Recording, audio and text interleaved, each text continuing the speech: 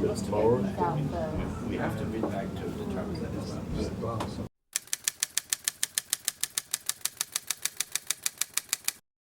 Was in Bible study and I'm reading my Bible and I'm in Bible study when I was in the view, I was struggling because I'm thinking I know about it and it was in Bible study I'm reading thou shalt. I know what it was saying, but I don't understand it. Yeah. So it's different from reading the Bible versus understanding it. And he was like, I got you a gift because he knew I was gonna be able to I was thinking about transferring. He's like, I got you a gift. I'm like, what you got me now? I thought he was gonna give me something stupid like a toy or something, like a little bear or something. Cause he liked to make short jokes or whatever. And he's like, here you go. This man hands me his Bible. And he's like, this is my gift. And I didn't tell him this. He gonna watch this show laughing, but I cried. I did cry. I went home and I cried. Like I think none of my friends, used to my friends to give me something like stupid, so just a joke or to give me money for my birthday or something like. But a Bible, like that's impactful. Mm-hmm. And he actually went in the Bible, and he underlined things about my life because he knows about my story and my journey. And it was pretty cool, like how as I'm reading it, and I'm reading Luke right now, and I can just see his highlights of quotes, and I just like it's impactful of how much time he took out of his day, and I would never forget that. And one day I can hopefully pass that down to my kids. Yeah. And like I know one of my teammates. I told him read ESV. That's the easiest Bible. Like you can and get the study Bible. That's exactly what the Bible he gave me was a study Bible. So it explains it and it helps me out to understand what I'm saying.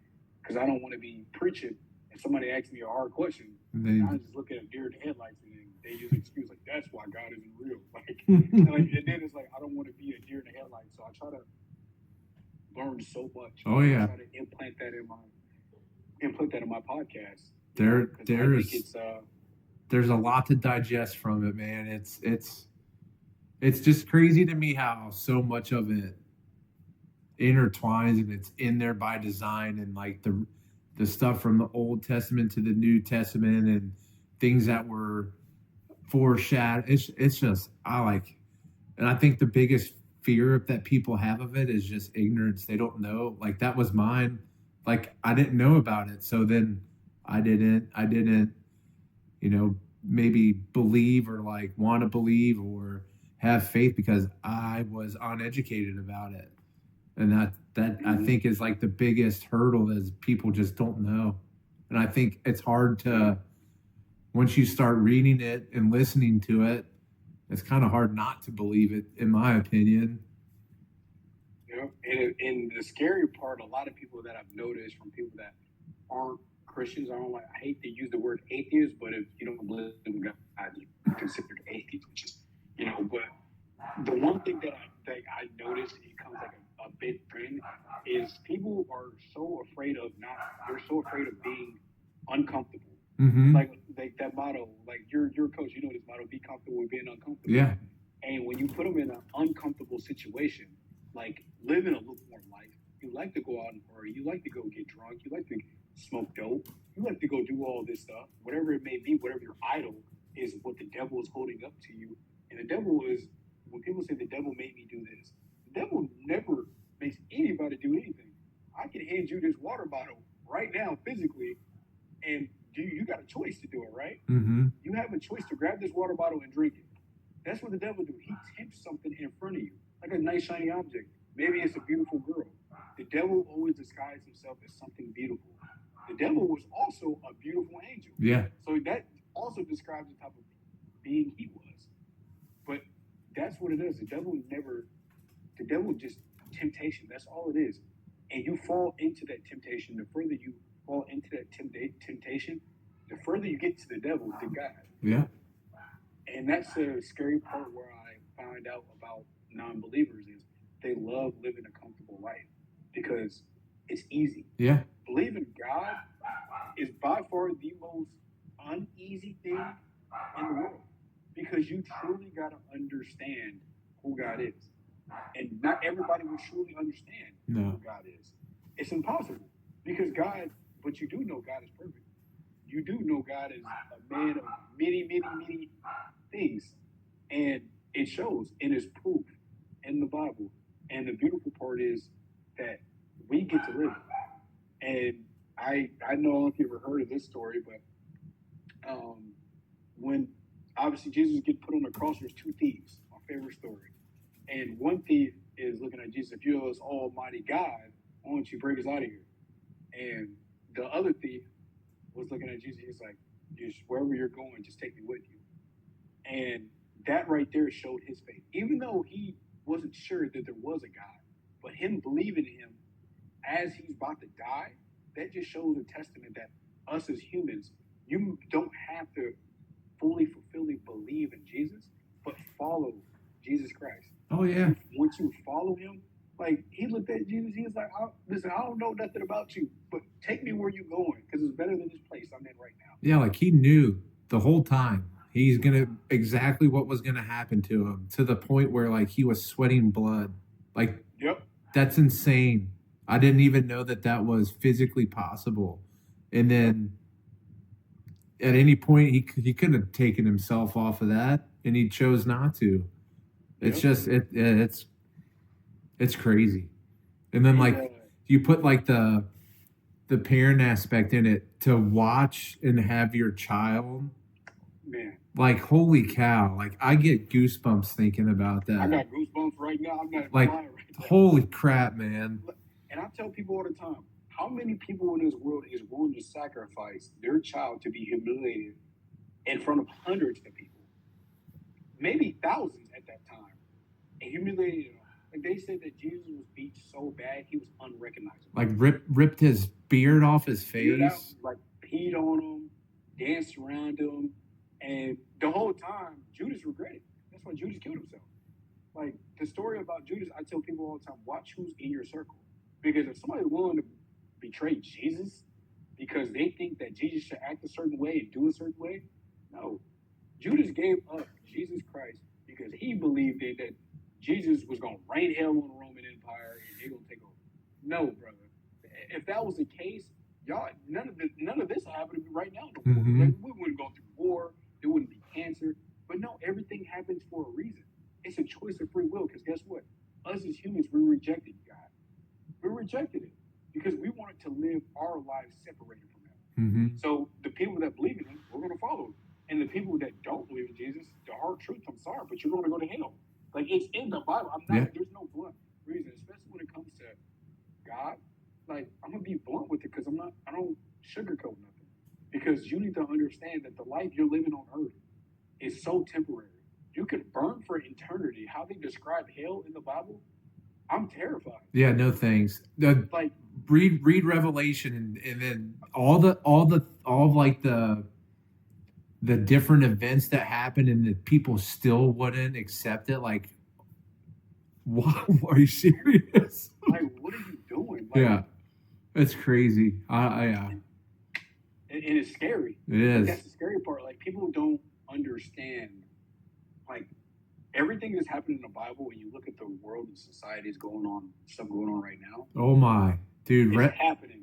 I'm like, there's so many correlations in Revelation to like things that are happening. And like some of the descriptions of Satan are very similar to people in our daily life. And it's hey, what they say in the Middle East, there's going to be a man.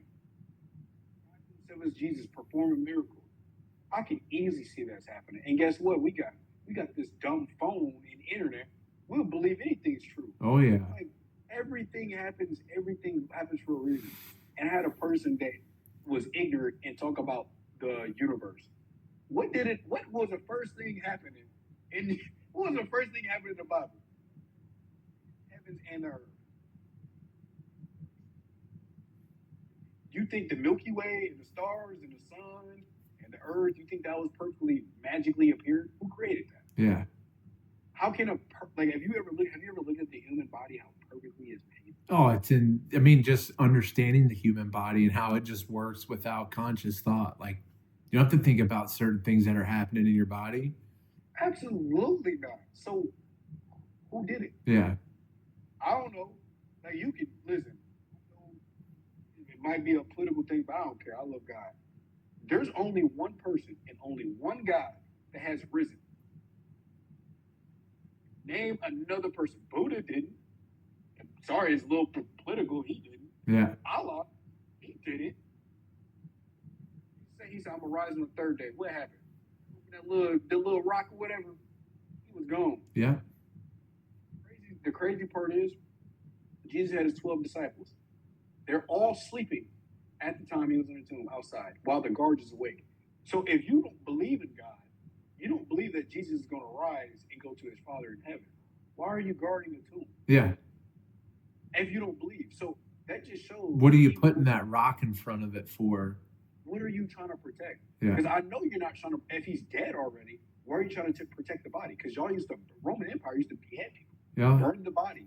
Yeah, Send what it did to shore. they say? I think it was in when they talked about crucifixion in the Old Testament, it wasn't even like the form of execution then. It was like you said, but they beheaded people. Yep. So like, And it's like, the prophecy parts of it are what's wild. and the crazy part is, this is what we're doing right now. There's going to be a lot of doubt. There's going to be a lot of hate, what we're doing. But look what they was doing to Jesus. They didn't believe in him, but why are you guarding? That just shows your doubters believe in you more than sometimes you believe in yourself because they see the vision. And they're so scared of what your potential is. And they were scared of Jesus, even the Jews. The Jews were terrified. They see all the miracles that he was performing. They seen the good. Even with the lady. And when she touches Jesus' robe, right? His little tassel. She was like, hey, I just thought I wanted to touch you because I thought I was going to be healed.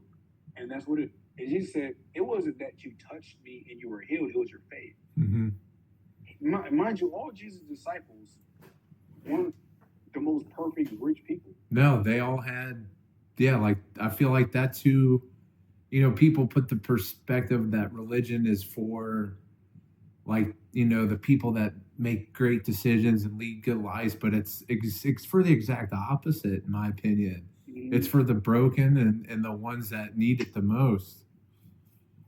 Like, freaking Matthew was a tax collector for the Roman Empire. Yeah. So they could just, like, describe, like, even Peter was in some trouble before that. And when Jesus said, you're going to deny me 3 times, towards the end of time, he denied him 3 times. And he finally realized that. Who was the one that, like, murdered Christians and then I forget who. I'm all new to it, but there was one. I forget what. And they sent him to jail. I know exactly. Yeah, and then he completely flipped. So yeah, that's crazy, and it kills me, like, doing some of these videos I've done with just the football stuff, and then I'll get a couple comments of people, oh, that's not this or that, and I'm like, that's fine in your scheme and what you call it something different. That's great, but like I don't. What are we being negative for? I can't. I try not to do any type of negative comment. It's all positivity to just try to help people out, not be critical, because this, like you said, people can be vicious on social media. Yeah, and it's tough because, like, we're so protected behind a phone, and then when we get that physical interaction, we're like, where's my social battery at? Where's that energy at? Me, when I see a dumb comment, I don't even delete it no more. I just leave it. Yeah. I just like, have a blessed day. Or yeah. I probably make like a joke comment. Like, you chose to be, you're actually helping me in my algorithm. So the more you comment, it's helping me. Yeah, I appreciate it. You're appreciated. Like, you get me paid from your comments, so thank you. Yeah. Like, and I'm gonna tell them, I would now be like, hey, thank you for your comment. You just donated $1 towards it. Yeah. Do it again. You gotta be like, no. Yeah. Like, I'm just petty like that, because it's like, I don't got time for, a lot of people think trolls and people make it. I just think it's kind of funny. Like, you take your time and you waste your time on me. Yeah. Like, I don't care. I think it's kind of funny now. I just think it's a joke. So I'm a troll too. So please troll me on my thing. Yeah. But no, I think it's amazing. I appreciate this. It's kind of cool, coming on this platform talking about God like this, because I do it on mine. Some people get a little afraid of it. Yeah, I can see it. So they're afraid of getting canceled. Me, you can't cancel me. I got God. No, and I like I'm at a point in my life where like anybody's opinion of me, they're gonna have it regardless of what. So like I'm not in any. I have no concern about what other people's opinions are. You're gonna have your own opinion, and it is what it is. Yeah. And the only opinion matters is God. He gonna Yeah. choose you go to hell or heaven. So I care about Yeah. that more than you not liking my defensive offensive scheme. Yeah. I don't care. I Sweet. don't like the way you talk on your podcast. Cool, dude. Don't have to Go watch be a it. person. Yeah. Just don't have to watch it.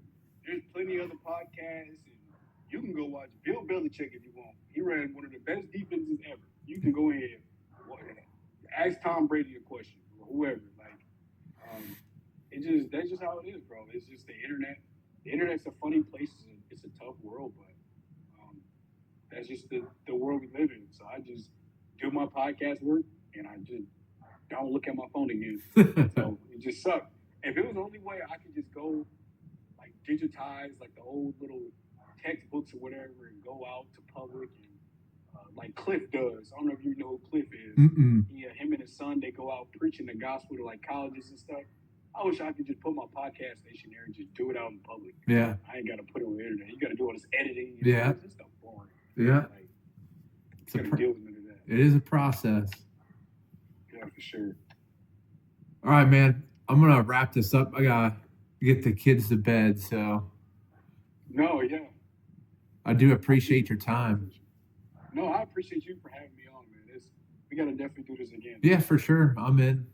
We'll set something up for sure.